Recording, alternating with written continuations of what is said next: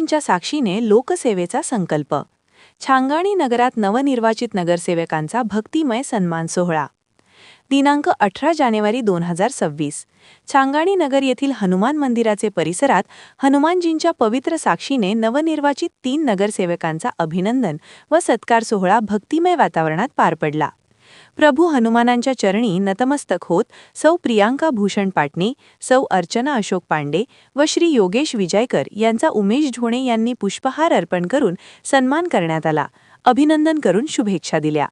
या प्रसंगी जनसेवेसाठी समर्पित कार्य करण्याचा संकल्प व्यक्त करत समाजहित व परिसर विकासासाठी हनुमानजींच्या कृपाशीर्वादाने नवनिर्वाचित नगरसेवक निश्चितच न्याय, निष्ठा व प्रामाणिकपणे कार्य करतील असा विश्वास व्यक्त करण्यात आला.